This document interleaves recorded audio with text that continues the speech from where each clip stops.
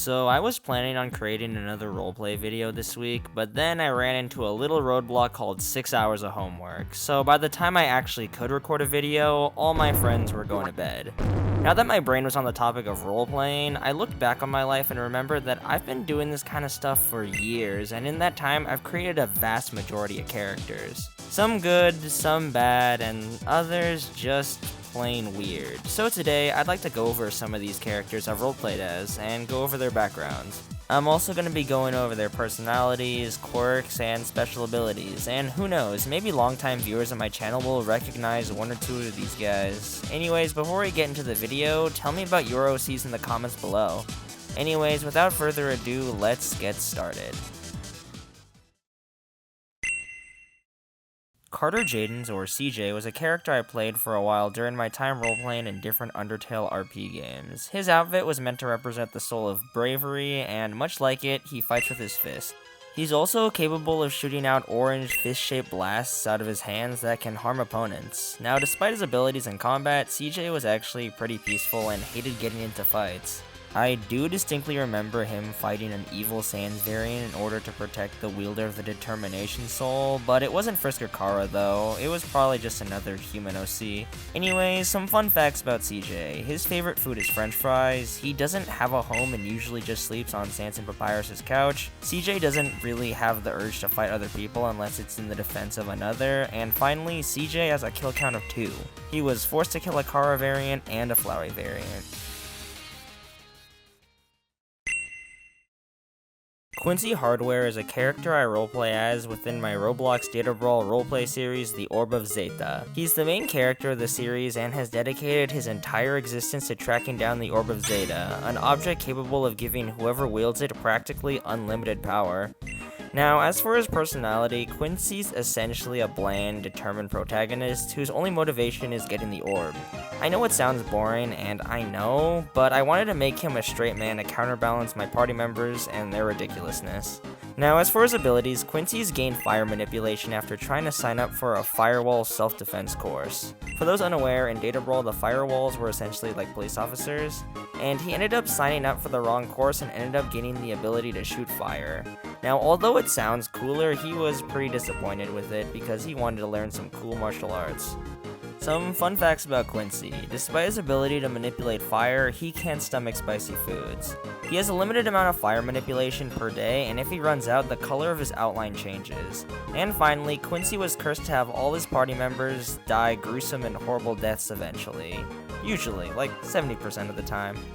Watch the series, you'll get it.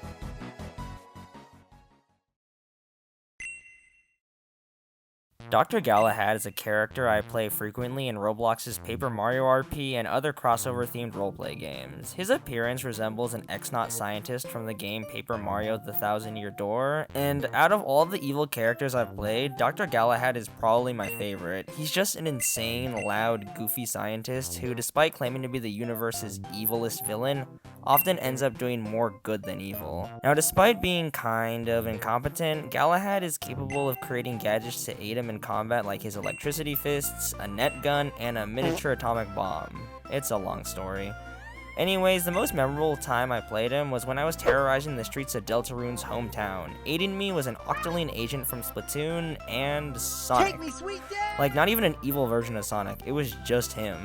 I think in the story he found my antics amusing, but I don't really remember why he joined me. Anyways, as I was terrorizing the town, I was stopped by the protagonists of that one YouTube series, Murder Drones, and after a fight involving buzzsaws, hedgehogs, and a lot of ink, we ended up defeating them. Only for my giant laser cannon to malfunction, resulting in Dr. Galahad and his minions leaving in shame. Some more fun facts about Dr. Galahad. The Doctor in Dr. Galahad is not a title, it's his first name. Galahad has a knack for recruiting a large number of followers due to his promise of minimum wage, and he treats every single one of his henchmen like his own child. Oh, and one more thing. Despite his incredible intellect, a majority of his machines end up self-destructing. Guess where I got that gag from? Lord Kabuto is another villain character I played in Roblox's Paper Mario RP. His appearance was portrayed by the Mantis Lords from Hollow Knight, and I know they're all girls, but their design best suited my character.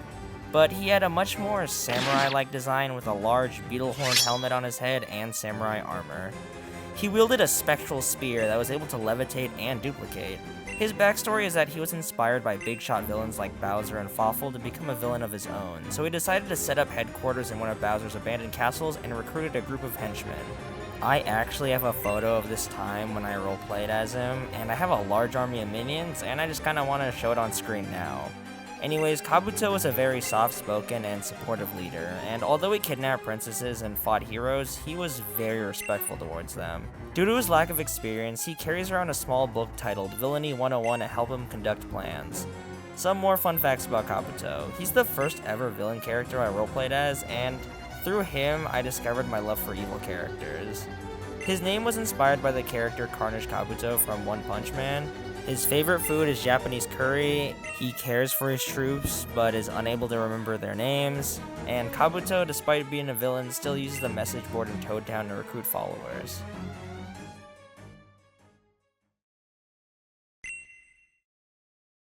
Chief, better known by his epithet of Chief the Iron Sentinel, is a character that I roleplayed as in Roblox Pokemon Mystery Dungeon Explorer Academy, a series that I discontinued after all the footage from it was lost from my old computer because it broke.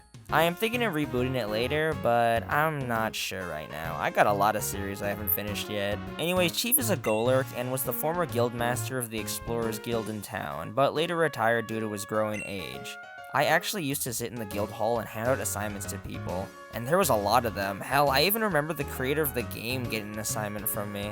He now dedicates his life to training the youth at the Explorer Academy and aims on raising up the next generation of explorers. Now, due to his old age, Chief has artificially enhanced his body with various kinds of machinery, like a Gatling gun arm that fires bullet seeds, fingers that shoot out different kinds of juice, a chest cannon that can fire almost any kind of beam, and a lot more. Some more fun facts about Chief. His character was inspired and based off of Frankie from One Piece, and he's even got the ability to be powered by a sweet drink.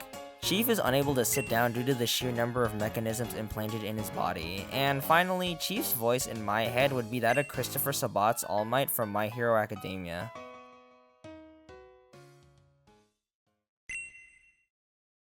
Captain Fungolis Portobello is a toad and the main protagonist of the video Roblox Paper Mario RP Shroom Force. Porto is the leader of the Shroom Force, a group of individuals who serve as the Mushroom Kingdom's guards and protectors when a hero like Mario isn't around. Now, despite their noble cause, Portobello is kind of blind in his pursuit of justice, arresting jaywalkers and anyone who he deems suspicious, and he has vague lightning powers due to testing out if he could create a lightning rod with his spear. Needless to say, it worked. Portobello and his men were given a chance to show their mettle when a primitive version of Bowser who was sent to the present kidnapped Mario, and it was up to them to save him. Some more fun facts about Captain Portobello. His second-in-command, Sergeant Shiitake, is actually his nephew. He was given the rank of sergeant due to Portobello owing his mother a favor. Portobello, despite being a toad, adores eating mushrooms. Portobello has a habit of throwing his spear randomly when he's angry, resulting in 85% of Shroom Force's budget going into spears. And finally, when using his lightning powers, Portobello's entire body goes numb after its use. Alright, those were just a small handful of OCs I used to roleplay as, and I might still do it in the future. Anyways, leave a comment below on the kinds of OCs you played as during your time roleplaying, or any OCs in general. Anyways, I hope you all enjoyed this video, and I will see you all in the next.